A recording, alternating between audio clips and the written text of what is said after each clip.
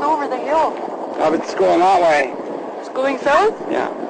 Oh, God. The wind up home was coming towards us. Like the rest of the hill over here, they're up there with the bird dogs and the water bombers now. I mean, I wouldn't be up there smoking. And I smoke. Yeah. Well, I can wait for half an hour. I felt sorry for the guy, but I mean, when I seen him standing there still smoking. Yeah, still lighting a cigarette.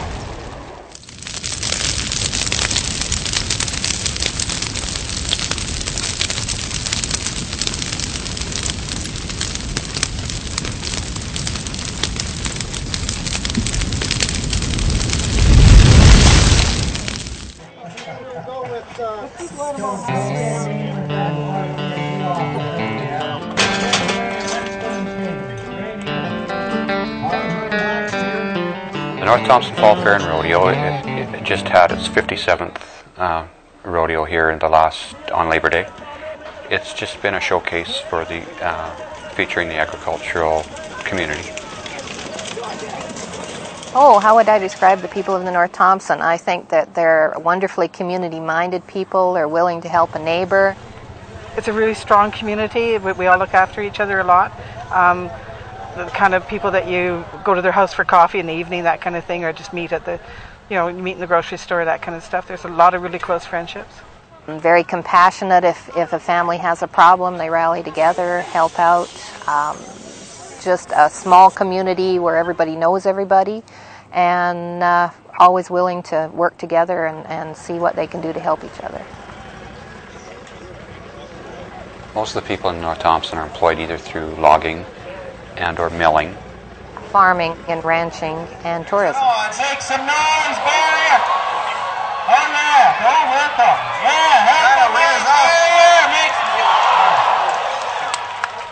The year of the fire, we weren't able to have the fair because the Army and that were all camped here, and so we didn't have a fair. And people were disappointed, but they're also really angry because we didn't have a fair because it was the one thing that they really wanted. On a horse by the name of Big Money. He needs the big money here this afternoon. Barriere, make some noise. Mayor Cowboy Todd Hutnick. Our weather forecasters are calling for hot and dry conditions for the next 7 to 10 days.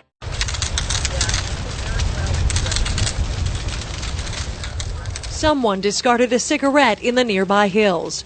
Mark Piva tried to put the blaze out, but says his efforts were futile. There's about 4 inches of dry pine needle and just tinder dry forest, and then a wind. So pretty hard to keep hold of. Yes, just out of control within minutes. Crews will be working the fire well into the evening and are optimistic they'll have it guarded by Thursday morning. There's limited access for the firefighters because of all the air tanker activity. We can't put firefighters where they're working, so we will bring more in when the air tankers are finished up. Fire of this nature, burning close to homes, the fact that we do have some fairly active fire behavior, we want to put as much equipment on this fire as quickly as possible. The fire started in Mclure, which is on the mountain directly behind me, or behind the mountain directly behind me. It started on the Wednesday.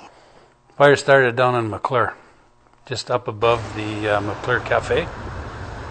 The day the fire started, which was Wednesday, we just heard about this fire from customers coming into our store. I was on scene at the fire probably within about 3 hours that it had started, taking pictures. When we closed the store that evening, we actually drove down to Mclure and watched the bombers and the helicopters fighting the fire. As the day gave way to evening, fire crews felt they had been getting a handle on the Mclure fire, but at 6 o'clock things changed, and changed in the most horrible of ways. The winds that had cooperated throughout the day rose up, taking flames into the trees and across a fire line at the northern end of the blaze, where now 24 homes were right in the fire's path. Thursday morning, I got a feeling that we were going to be in some trouble.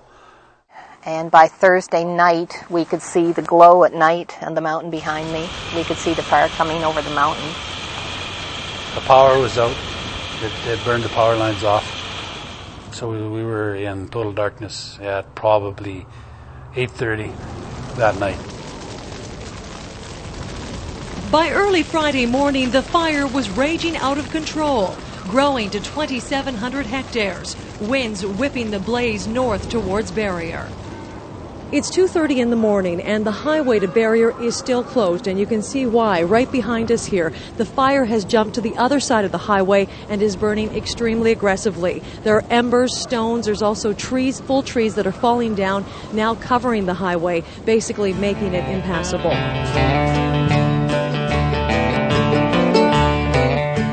Fire kept coming through the night, and on Friday morning at about 9 o'clock we were given evacuation notices of 1 hour. It's traveled from where the highway was to the top of the mountain just overnight, and then it just rolled. It rolled just like a sea. You could see it rolling across the top of the mountains. Started to get as much stuff as I could out of my store, out of the antique shop, and I kept looking on the horizon. I'm very respectful of fire, but I'm not terribly afraid of it. And I knew that as long as I couldn't see the flames, that I would be safe. I had my pickup at the door. Evacuation is a dirty word. When people look around, it's their whole life. Their home is where they've been forever, all their mementos. It's not possible with a few hours warning to load up all the things that are important to you. Fleeing from the fire, close to 4,000 people are forced to quickly pack and grab a lifetime of possessions.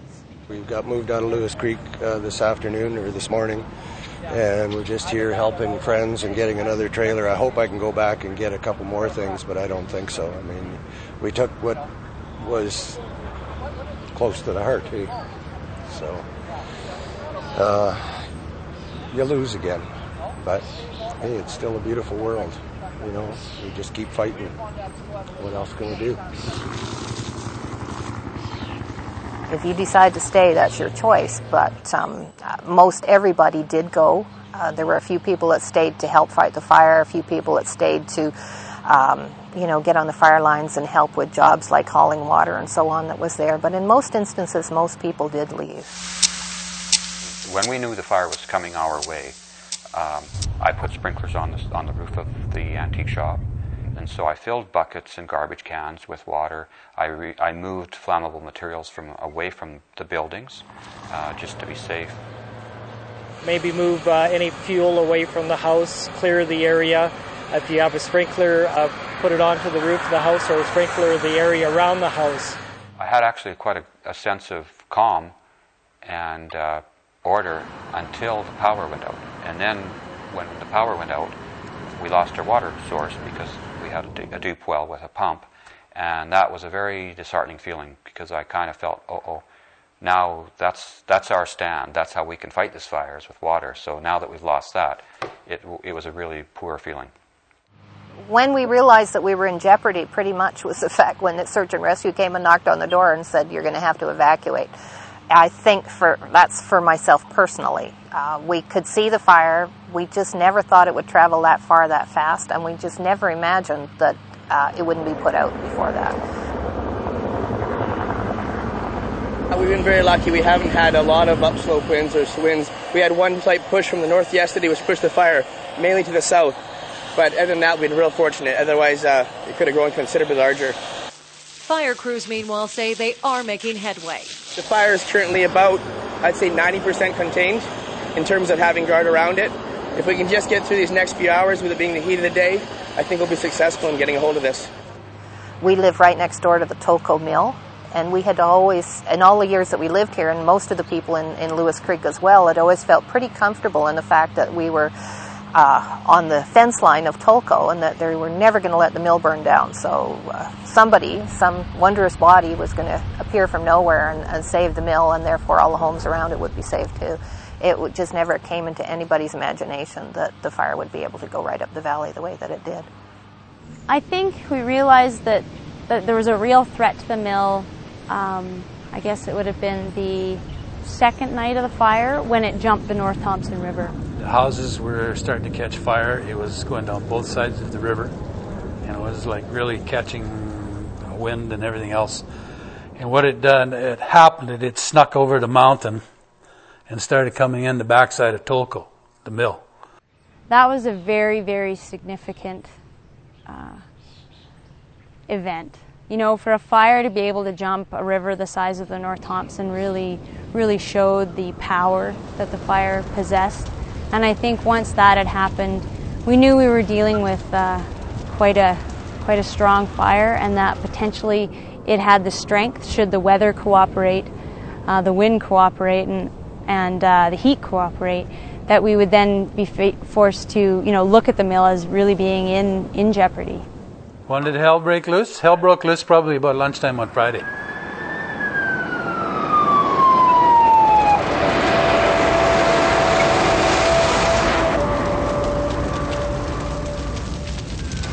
Did you think that any of this would be saved?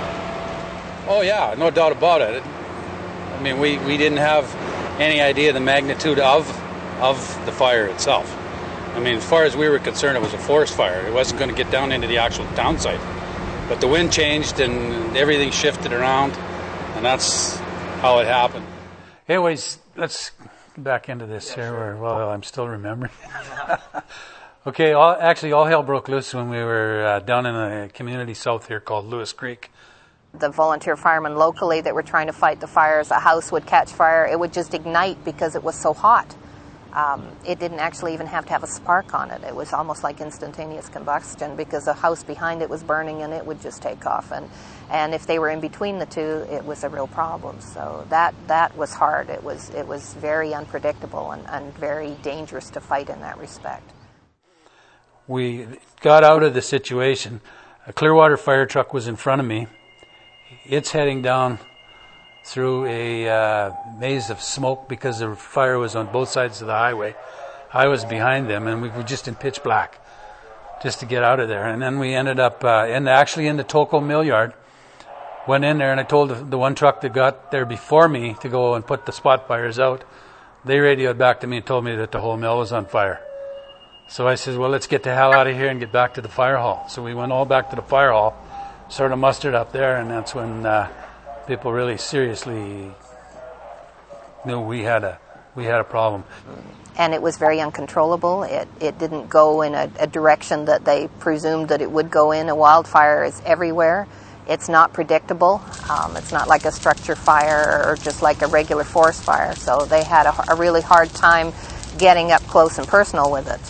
By the time the fire reached our community, from a firefighting point of view, it was so severe or uncontrollable at that point that it was such a firestorm that there was no point in trying to fight it. So really the town just burned up without much resistance.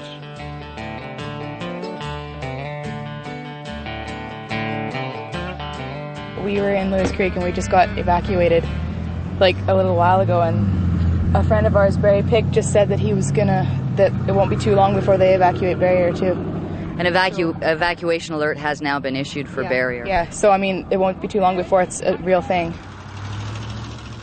Immediately after the fire, communications were horrible because there was no phones, there was no power. And what had happened is the TELUS lines were burnt off, so there was no communications. That was a huge thing. Everybody wanted to know where their families were, if everybody was all right. I know that friends of mine and family had no idea for quite some time what our fate was or how anybody was doing. The rumors that were going around that Barriere was wiped off the map, we had people phoning saying, oh, everything's gone, Barriere's gone. And I believed when we came back we would not see Barriere. So if someone had left the town at the same time I did, they would have said Barriere was burning down. It burned, or it's burning. That's what you've heard the entire town is? Well, no, we don't really know, but it was getting pretty close when we left. We had about 10 minutes warning to get out. The media relations had been handled very poorly from the beginning. Number one, there was a lot of bad publicity, incorrect information that was coming out of the community right off the bat.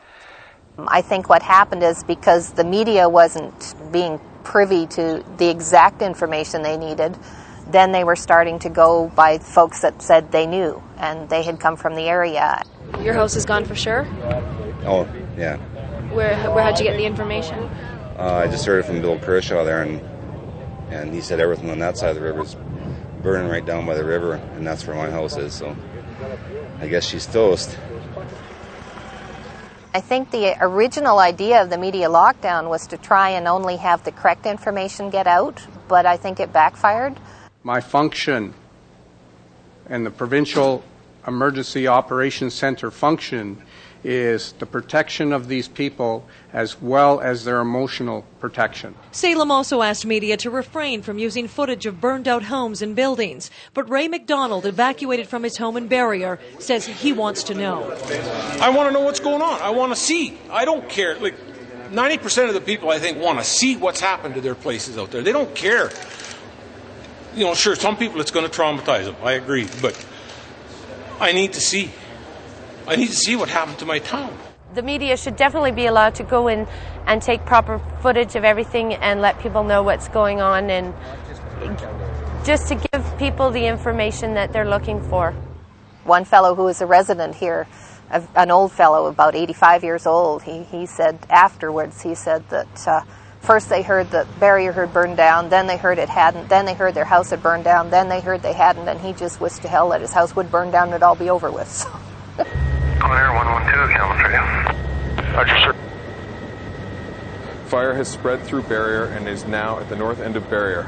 Not all of Barriere is involved. The extent of damage is unknown. We know that at least 60 homes in Lewis Creek have been lost. 25 homes and 4 businesses in Barriere have burned, and Toco Mill is gone, along with 250 jobs that employed many residents in the area.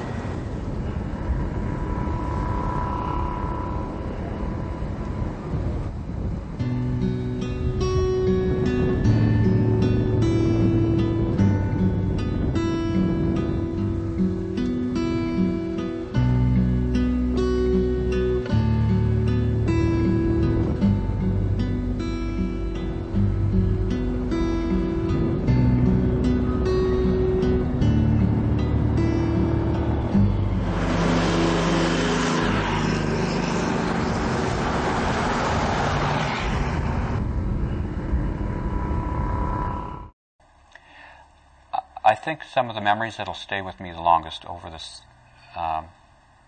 disaster will certainly be the generosity and the sincerity of people who reached out to this community and tried to help in some small way or large way. There are a lot of volunteers, though, helping out? Oh, there's hundreds. There's lots of volunteers. They're just coming in. The help that's coming is just awesome. There were all kinds of little gestures of service organizations and women's leagues and organizations that just wanted to help. The North Thompson Relief Fund was a society, a charitable society that we had formed in order to be able to give people tax receipts and whatnot, and used it as a way to gather the funds and then disperse later in helping the people of the North Thompson. When we originally started out, where I was filling the showroom at my dealership. We filled it twice, the complete 6-car showroom, with furniture, clothing, and food supplies, all those things. Helped the people who, mainly who were burned out of their homes and or lost their jobs in the North Thompson, ideally in the Barriere area, basically. Most of that area down to Lewis Creek was what was affected, and those were the people that basically got help from that fund. We lost our house. We had a nice log home. We lost all of the buildings on the property except one. We had 12 shelters, 3 big barns, a big restored log barn that was 110 years old that we had restored. The only building on the property that didn't burn was one of the original homesteaded homes that was on the property. It was about 135 years old, and it survived. Just a wreck, just a storage building, but it survived. The fire kind of went around it, but everything else was gone. There was probably 2 feet of ash everywhere. It was like walking through a campfire. The smell of campfire was huge, and there was no green at all. It was amazing to take something that was lush and green and turn it into black and ash, and a campfire setting only on a massive scale was just quite shocking to see. It was huge. We lost our mobile home as well as a small cabin that we had purchased that spring on an adjacent property. Our losses are regrettable.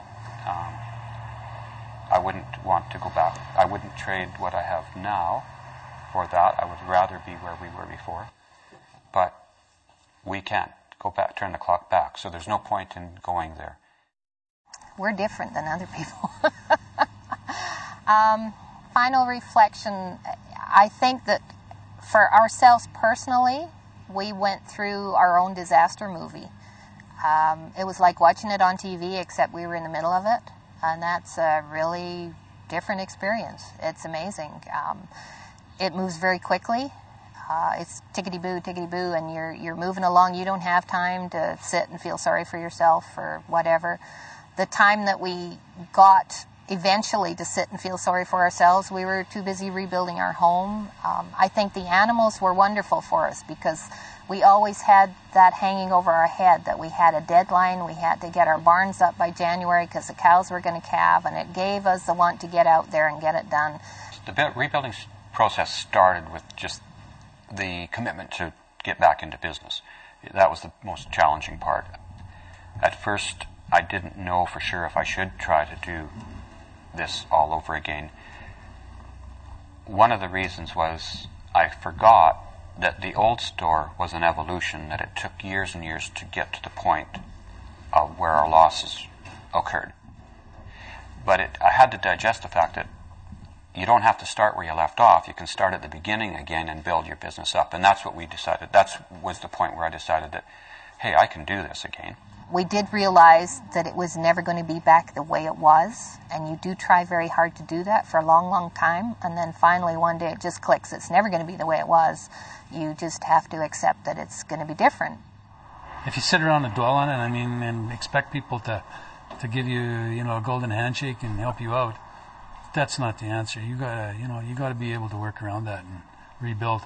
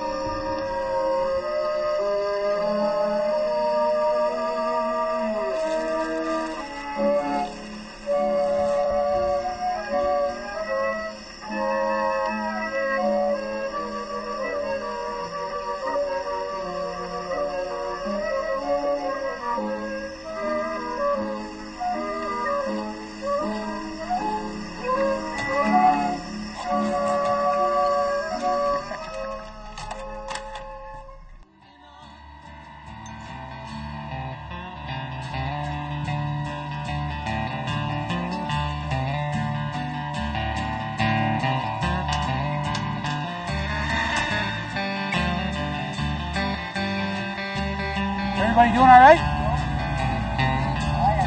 Okay. Well, you'll be okay. Yeah, I know you'll go, but I want you to take a break. Oh, that river is rising, and the river she flows.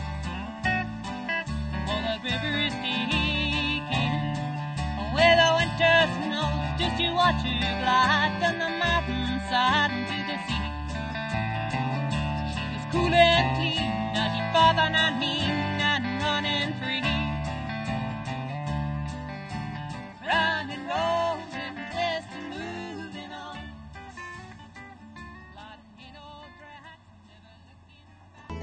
Summertime in the mountains, summertime in the valleys, and summer is hot some of the time.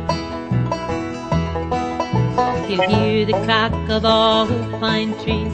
It is hot and gets hard to breathe. Long dry grass goes snap in the sun. I think I'll go home and water the lawn.